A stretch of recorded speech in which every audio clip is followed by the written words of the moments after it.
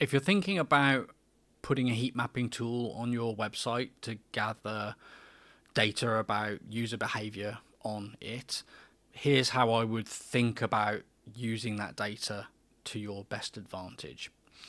Because heat mapping data is valuable, but like all data, it's only valuable when it shows you patterns.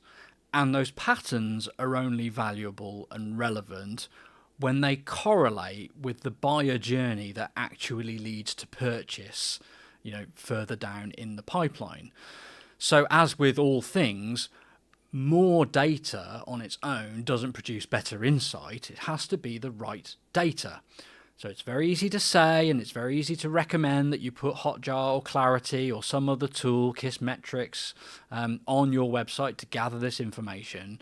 But so often, once you've got it, you have no clue what it tells you and what to do with it. When thinking about heat map data in particular, because there is such a lack of trend and pattern within B2B buyer behavior on your website. They enter via different pages, they enter at different stages of the journey, they're interested in different things. It's really hard to identify patterns within a lot of the data that you're going to get out of those heat maps. So it's important to understand that in advance. Just like your analytics, you're not going to see dozens and dozens of clear, obvious improvements that you can make. Where you can potentially identify using heat maps opportunities for improvement, in particular, will be around your navigation, where there will be sufficient concentration of activity amongst users of your website to reveal what it is they're looking for on your website and in your navigation, and what it is they are not looking for. And they will demonstrate this by clicking and looking actively for the options that are aligned to their needs for information, and will show you how well your navigation is designed and optimized for their required experience. And this will, usually point out that they're looking for information about products and services, not about their vertical or their role or about your company in the first place. They're probably going to be really keen to click on pricing if it's there, etc., etc. So it can tell you how well your navigation is optimized for the buyer journey that they want to take through the website. This podcast is brought to you by Blend, the HubSpot website agency. Your website is your most valuable marketing asset, and so it's crucial that you get it right.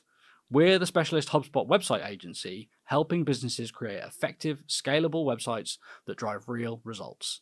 See examples of our work and the impact we've delivered for businesses just like yours at blendb2b.com.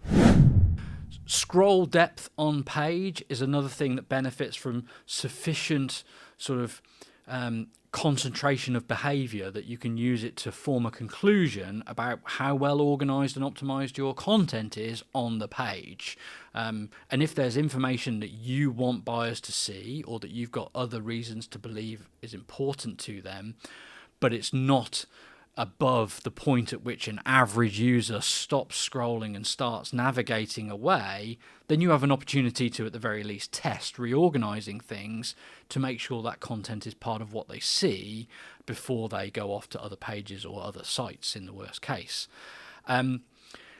You might think that aggressive clicking on an element of your website is a clear sign that buyers desperately want you to make that element clickable, and that it should go to some other page.